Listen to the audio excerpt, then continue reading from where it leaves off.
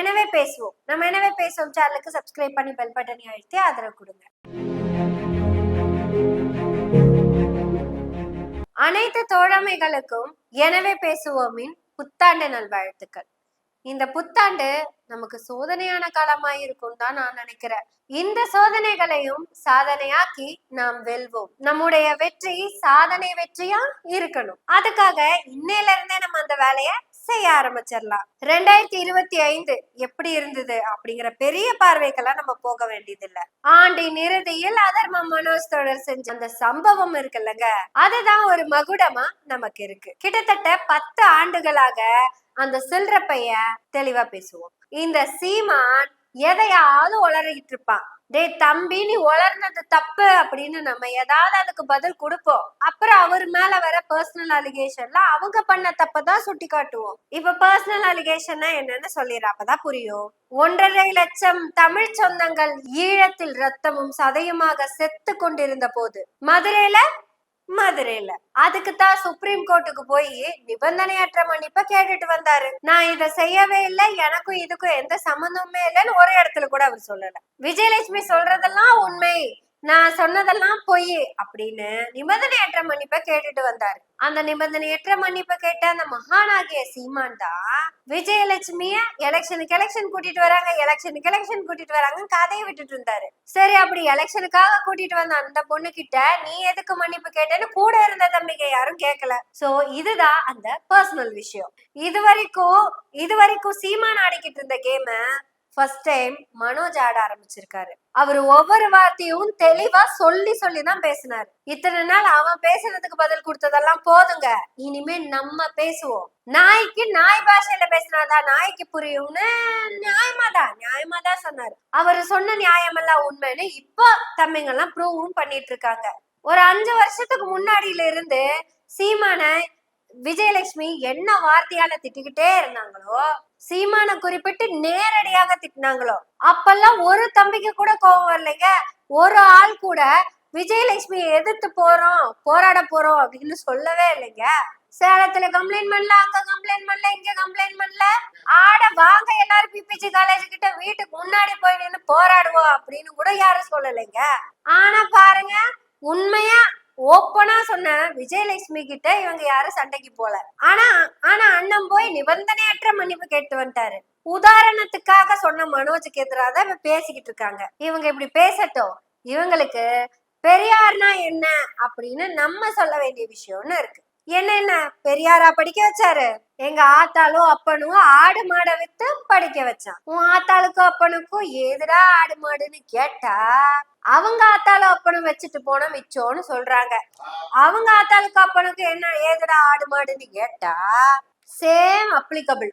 அதுக்கு முன்னாடி சேம் இப்படி பல சேம்கள் இருக்கு. வெறும் ஆடு மாடு சேம் மட்டும் இல்லைங்க, துணி துவைக்கிறது, செருப்பு தைக்கிறது, முடி வெட்டுறது, அப்படி பல சேமுகள் இருந்தது. அத பானை செய்யறது கூட சேம் தாங்க.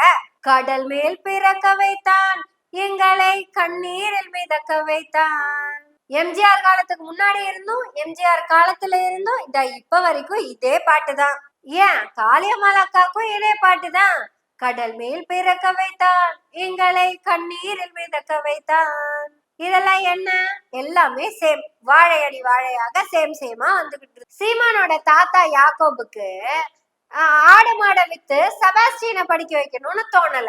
ஏன்னா யாக்கோபை பொறுத்த வரைக்கும் அவருக்கு அதுதான் சொத்துன்னு அவர் நினைச்சிட்டு இருந்தாரு. செபாஸ்டியன்ட்ட பெரியார் சொல்லி இருக்கிறாரு, ஆடு மாடு உன் சொத்து கிடையாதுடா, அதை வித்து பசங்களை படிக்க வச்சிரு, பையன் அதை விட நிறைய உனக்கு சொத்து சேர்த்துவான். செபாஸ்டியன் கிட்ட ஆடு மாடை வித்தாவது உன் பிள்ளைங்களை படிக்க வைன்னு சொன்னதே தந்தை பெரியார். அதனாலதான் சீமான் செபாஸ்டியன் மாதிரியே ஆடு மாடு மேய்க்க போகல. சரி, செபாஸ்டியன் தான் பெரியார் பேச்ச கேட்டாரு அப்படின்னு நினைக்கிறீங்களா? பெரியாருடைய பேச்ச முழுசா கேட்டு நடக்கிற ஒரே ஒரு ஆள் யாருன்னு கேட்டீங்கன்னா சீமான் மட்டும்தான். நாங்கெல்லாம் பெரியார் வழியில நடக்கிறதுக்கு போராடிக்கிட்டு இருக்கோம். ஆனா சீமான் பெரியார் வழியில தான் நடந்துகிட்டு இருக்காரு. பெரியார் என்ன சொன்னாராமா? பெரியார் என்ன சொன்னாராமா? Enjoyment without ரெஸ்பான்சிபிலிட்டின்னு சொன்னாராமா. அப்படி சொன்னா அத சீமான்டா நடைமுறையில நடத்திட்டு இருக்கிறாரு. அப்படி சொன்னா அத நடைமுறையில நடத்தி காமிச்சது சீமான் தான். சீமான் கூட இருந்ததா 4-5 பேர் அவங்களே சொல்லியிருக்காங்க. மத்தவங்களை எல்லாம் நம்ம கிசு கிசா பேசிடக்கூடாது. விஜயலட்சுமி கன்ஃபார்ம்னு மன்னிப்பு கேட்டு சீமானே நமக்கு சொல்லியிருக்கிறாரு. அது என்ஜாய்மெண்ட் வித்தவுட் ரெஸ்பான்சிபிலிட்டி தான். கர்ப்பப்பைய எடுத்து போடுன்னு சொன்னாரு. சீமான் கண்டிப்பா கர்ப்பப்பைய எடுத்து போட முடியாது. அது எடுத்து போடணுமா வேண்டாமாங்கிறது விஜயலட்சுமியோட உரிமை. ஆனா கருவை கலைக்கிறதுக்கான உரிமை சீமான் கிட்ட இருந்திருக்கு. அதத்தான் இவர் 7 தடவை பண்ணதா விஜயலட்சுமி சொன்னாங்க. அத மன்னிப்பு கேட்டு இவர் கன்ஃபார்மும் பண்ணாரு. மன்னிப்பு கேட்காம எனக்கும் அதுக்கும் சம்பந்தம் இல்லைன்னு கேஸ நடத்தி ஜெயிச்சிருந்தான்னா நம்ம அத பத்தி பேச வேண்டிய அவசியமே இல்ல. வீரன் பகத்சிங் தெரியுமா? பகத்சிங் மன்னிப்பு கடிதம் எழுதி கொடுத்தால் உன்னை விடுதலை செய்கிறேன் என்று வெள்ளை ஏகாதிபத்தியம் சொன்னது. இந்த ஒரு பகத்சிங் மன்னிப்பு கேட்டு உயிரோட இருக்கிறது இங்க முக்கியம் இல்லைங்க.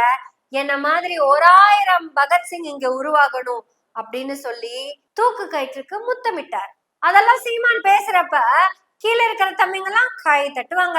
ஒண்ணுமில்லாத சப்ப கேஸுக்கு மன்னிப்பு கேட்ட இவன் பகத்சிங்கோட வீரத்தை பத்தி எல்லாம் பேசிட்டு இருப்பான். ஆமா, எதுக்கு நம்ம இதெல்லாம் பேசணும்? சரி, எதுக்கோ பேச நம்ம அடுத்து போ. படிப்புக்காக பெரியார் வழியில் நடப்பவர் சீமான் தான். உன் தாய்மொழியில என்ன வெங்காயம் இருக்குது, அது போக தமிழ் சனியன படிக்காதன்னு பெரியார் சொன்னாரு. தாய்மொழி மலையாளத்தை சீமான் படிக்கல. தன் குழந்தைங்களோட தாய்மொழியான தெலுங்க குழந்தைங்களுக்கு சொல்லி கொடுக்கவே இல்லை. தமிழ் சனியனில் என்ன இருக்குதுன்னு பெரியார் கேட்ட கேள்விய கன்ஃபார்ம் பண்ற மாதிரி சீமான் பசங்களுக்கு தமிழ் சொல்லி கொடுக்கவே இல்லை. 2 பேரும் அமெரிக்க பள்ளியில் ஆங்கில வழி கல்வி, மாசத்துக்கு ஃபீஸ் பல லட்சங்கள்.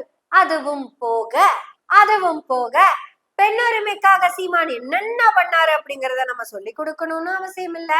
ஏன்னா 10 பாத்திரம் தேய்க்கிறேன்னு சொன்ன கயல்விழிய நோனோ நீ படிச்சு பெரிய ஆளாகணும்னு சொன்னாரு. அந்த பெண்ணை படிக்க வைத்து வக்கீலாக்கினாரு. வக்கீலானா கேஸ் வந்துருமா? வராதுன்னு தெரிஞ்சுதான் தன்னுடைய சொந்த கேஸையே மனைவிக்காக கொடுத்தாருங்க. நீ பிராக்டிஸ் பண்ணு, கத்துக்கோ அப்படின்னு சொல்லி. அது போக கயல்விழி தங்கிட்ட தனிப்பட்ட முறையில் சொன்ன விஷயத்து கூட பொது வெளியில ஜாலியா சொன்னவருங்க. பெரியார் காவிரி ஆத்துக்கரைக்கு போனாரு, பொண்டாட்டிய சமைச்சு கொண்டு வந்து கொடுக்க சொன்னாருன்னெல்லாம் நம்ம பேசிட்டு இருந்தோம்ல. அத சீமான் தன்னுடைய வாழ்நாள்ல செஞ்சு காமிச்சாரு. கயல்விழி சொன்னாங்களாமா, எதுக்குடா காவிரி ஆத்துக்கெல்லாம் போற, எல்லாத்தையும் கூட்டிட்டு இங்கே வந்துரு. தாமஸ் ஆல்வா எடிசன் கண்டுபிடித்த மின்விளக்கு இருக்கிறது, பக்கத்திலேயே நானும் இருக்கிறேன், don't worry. Thomas Alva Edison கண்டுபிடிச்ச மின்விளக்கு இருக்குது, பக்கத்திலேயே நானே உட்கார்ந்துருக்கேன். அப்படி பக்கத்திலேயே தாமஸ் ஆல்வா எடிசன் கண்டுபிடிச்ச மின் விளக்கு இருக்குது, பக்கத்திலேயே நான் இருக்கேன்னு கயல்விழி சொன்னதான் இவன் தான் சொல்றான். எவ்வளவு கேவலமான விஷயங்களை இவ்வளவு ஓப்பனா ஒருத்தன் சொல்லி இருக்கிறான். இதெல்லாம் இந்த தம்பி தங்கச்சிகளுக்கு துளி கூட கோவத்தை கொடுக்கல.